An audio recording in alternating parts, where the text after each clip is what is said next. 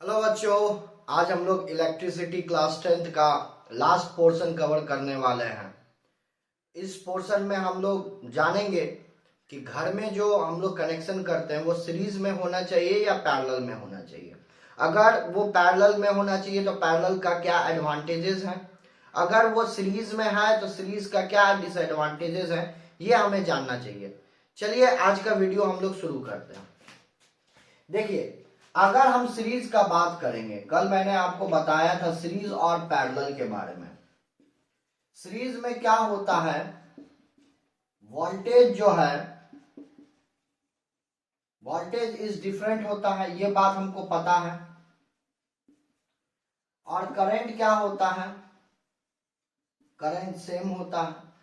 लेकिन अगर हम पैरेलल कनेक्शन में बात करें तो क्या होता है, यहां पर करंट डिफरेंट होता है बट वोल्टेज क्या होता है, सेम होता है। अब वोल्टेज इज डिफरेंट का मतलब यहां पर यह होता है कि अगर आप सीरीज में लगाएं, सपोज आप घर में टीवी चला रहे हैं, फ्रिज चला रहे हैं, ओवन चला रहे हैं, सबका एक ही स्विच होगा। ये इसका सबसे बड़ा डिसएडवांटेज है कि अगर आपको फ्रिज चलाना है तो सेपरेटली किसी भी अप्लायंसेस का स्विच नहीं होगा। और यहां पे वोल्टेज अलग अलग मिलेगा। वोल्टेज अलग अलग मिलने से मेरा मतलब यह है कि अगर आप फ्रिज चला रहे हैं, सेम टाइम में अगर आप ओवन चलाएं तो हो सकता ना चल पाए, क्योंकि सर्किट से पूरा करंट ले लिया गया है, पूरा करंट को विड्रॉ कर लिया गया है। ये इसका डिसएडवांटेज है। लेकिन सीरीज कनेक्शन का हम लोग ऐसा बात नहीं यूज नहीं करते हैं। दीपावली वगैरह में जो बल्ब वगैरह लगाया जाता है कुछ इस तरीके से, हमको पता है, कुछ इस तरीके से हम लोग बल्ब वगैरह लगाते हैं दीपावली में, ठीक है। और इसको हम लोग जोड़ देते हैं, ठीक है। हम लोग इसको जोड़ देते हैं, बल्ब वगैरह को हम लोग जोड़ देते हैं।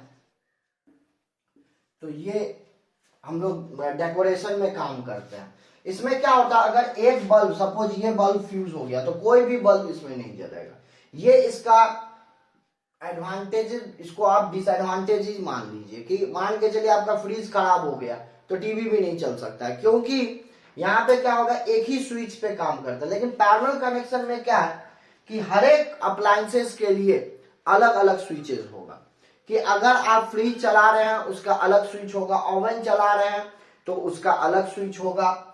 और यहाँ पे करंट क्या होगा, डिफरेंट होगा। करंट क्या होगा, यहाँ पे डिफरेंट होगा। और वोल्टेज सेम है, वोल्टेज जो सेम है, यही इसका सबसे बड़ा एडवांटेजेस है पैरेलल कनेक्शन का। तो होप आपको ये एडवांटेजेस और डिसएडवांटेजेस ऑफ सीरीज और पैरेलल कनेक्शन समझ में आ गया होगा। लेकिन एक बात और है, अगर हम ओवरऑल रेजिस्टेंस के बारे में बात करें तो सीरीज का बढ़ जाता है, लेकिन अगर पैरेलल कनेक्शन का ओवरऑल रेजिस्टेंस के बारे में बात करें तो ये घट जाता है। ये घट जाता, हमको पता है formula. Overall resistance of the series connection increases but the overall resistance of the parallel connection decreases. आपको ये बात समझ में आ गया होगा। तो चलिए अब हम लोग चलते हैं नेक्स्ट टॉपिक की ओर, जो है हमारा इलेक्ट्रिक पावर। अब इलेक्ट्रिक पावर क्या होता है, देखिए पावर क्या होता है, पावर का ऐसा यूनिट हमको पता है वाट होता है। लेकिन इलेक्ट्रिक पावर क्या होता है, इलेक्ट्रिक पावर होता है वर्क डन अपॉन टाइम। क्या होता है electric power, electric power, electric power, power is equal to work done upon time. ये बात हमको पता है और अभी भी पता चल रहा है। ये वाट है, इसका ऐसा यूनिट, इसका ऐसा यूनिट जूल है, और इसका ऐसा यूनिट क्या है, सेकेंड है।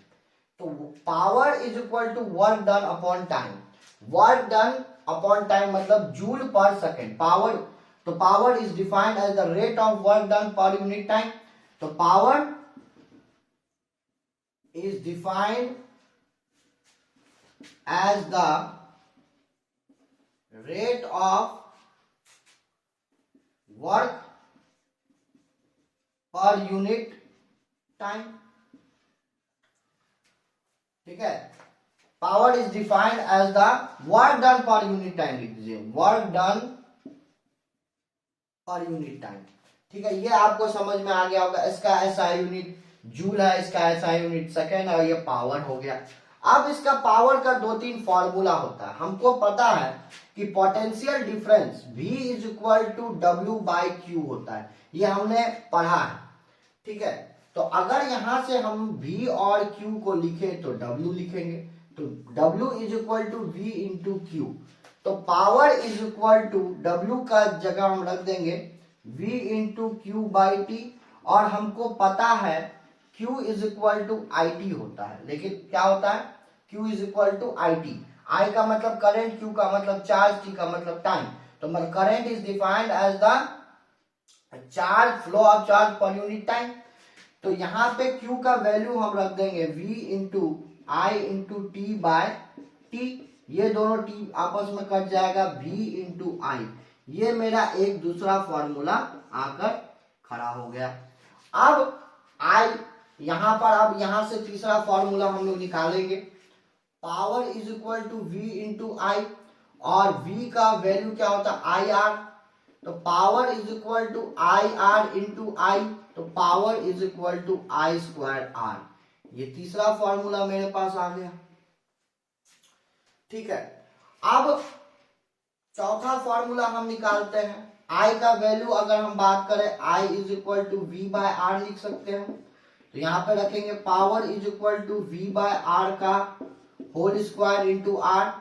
तो power is equal to V square by R square into R, R से आर कट गया, power is equal to V square by R. ये तीसरा फॉर्मूला मेरे पास आकर खड़ा हो गया। क्या क्या फॉर्मूला है, power is equal to work done upon time, ये बात हमको पता है। Power is equal to V into Q, Q का, क्योंकि वर्क डन क्या होता है, work done V into Q into V into Q होता है, बाई टी कर दे, क्यू का मान हमको आई टी है, टी से टी कट गया, power is equal to V into I. ये दूसरा फॉर्मूला है। तीसरा क्या है, अब यहाँ पे देख सकते हैं b is equal to I R, तो आई स्क्वायर आर तीसरा फॉर्मूला, और i का मान पता है v बाय आर होगा, तो v स्क्वायर बाय आर, और ये खत्म हो गया। तो ये तीन, 1 2 3, ये 4 मेरा फॉर्मूला आपको मैंने दे दिया। अब देख लीजिए और इसको आप नोट डाउन कर लीजिए। ठीक है, अब हम लोग पढ़ते हैं relation between watt and joule. ठीक है, watt and joule, relation between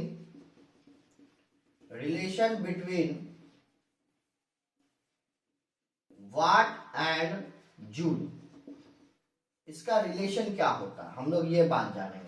देखिए, power is equal to work done upon time, अभी हम लोग पढ़े वाट, ठीक है, और इसका जूल, और इसका क्या होता है, सेकेंड होता है। तो 1 kilowatt per hour, 1 kilowatt per hour मतलब 1 किलोवाट क्या है, किलोवाट, किलोवाट मतलब किलो का मतलब 1000, वाट मतलब हो गया पावर, और आवर का मतलब 1 घंटा।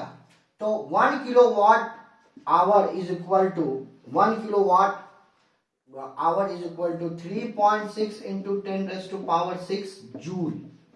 ये आपको याद रखना, 1 kilowatt hour is equal to 3.6, 1 kilowatt hour is equal to 3.6 into 10⁻⁶ joule.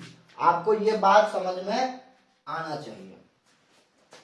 यहां तक समझ में आ गया। अब हम लोग आगे बढ़ते हैं। अब हम लोग पढ़ते हैं heating effect of electric current.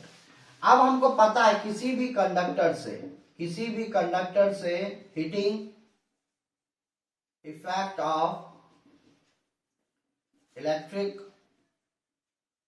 Current, हमको पता है किसी भी कंडक्टर से अगर करंट फ्लो करेगा, सपोज ये कंडक्टर है, ठीक है, इससे अगर करंट फ्लो करेगा मेरा, तो क्या होगा, हीट जनरेट होगा। क्या होगा, हीट जनरेट होगा। और इसको हम कैलकुलेट करते हैं जूल्स लॉ ऑफ हीटिंग से। किससे करते हैं, जूल्स लॉ ऑफ हीटिंग से करते हैं। किससे करते हैं, Joule's law of heating. Joule's law of heating का फॉर्मूला हम लोग अभी निकालेंगे। हम लोग अभी पढ़े V is equal to W by Q, तो W का मान क्या आ जाएगा, तो यहां से W is equal to V into Q, ये आएगा। ठीक है, तो W is equal to V into Q. ये आ गया। और v का मान क्या है मेरा, हमको पता है v इज इक्वल टू क्या होता है, आई आर, ओम्स लॉ, और q इज इक्वल टू क्या होता है, आई टी होता है। तो w इज इक्वल टू क्या हो जाएगा, I square into R into T. ये है जूल्स लॉ ऑफ हीटिंग। अच्छा, ये जूल्स लॉ ऑफ हीटिंग में आप बोलिएगा सर यहाँ पे h मतलब h हीटिंग क्यों नहीं आया। देखिए आप लिख सकते हैं h is equal to I square R into T. इसका मतलब होता है कि ऑल द वर्क डन, ठीक है, जितना भी वर्क डन हुआ वो हीट एनर्जी में क्या हो गया, कन्वर्ट हो गया। तो इसी को हम बोलते हैं जूल्स लॉ ऑफ हीटिंग। तो heating effect of electric current किस पे डिपेंड किया, डिपेंड किया ये आपको करंट पर, ठीक है। दूसरा किस पे डिपेंड किया, रेजिस्टेंस पर। और तीसरा किस पर डिपेंड किया, टाइम पर। मतलब इसका ये होता, हमको पता है ये बात, करंट अगर कंडक्टर में हमको मान के चलिए, रेजिस्टेंस अगर किसी भी कंडक्टर का ज्यादा है, अगर रेजिस्टेंस ज्यादा है तो उसमें करंट कम फ्लो करेगा, ये बात हमको पता है, ठीक है। तो यहां से हम लोग heating effect of electric current को क्या कर सकते हैं, मतलब कैलकुलेट कर सकते हैं। तो आज का जो ये तो आपका इलेक्ट्रिसिटी जो चैप्टर है क्लास 10th का वो खत्म हो गया। आगे हम लोग नेक्स्ट चैप्टर करेंगे। आप कमेंट में बताएं कि कौन सा चैप्टर आपको पढ़ना है। ये इलेक्ट्रिसिटी टर्म 2 का आज इस वीडियो में मैंने खत्म कर दिया। इसका पिछले 3 वीडियो भी मैंने बनाया था, अगर आपने नहीं देखा है तो जरूर जाकर देखें और आपका पूरा कंसेप्ट इलेक्ट्रिसिटी का क्या होगा, क्लियर हो जाएगा। तो होप आपको ये वीडियो पसंद आए। अगर पसंद आए तो हमारे वीडियो को लाइक करें और हमारे चैनल को सब्सक्राइब करें। धन्यवाद।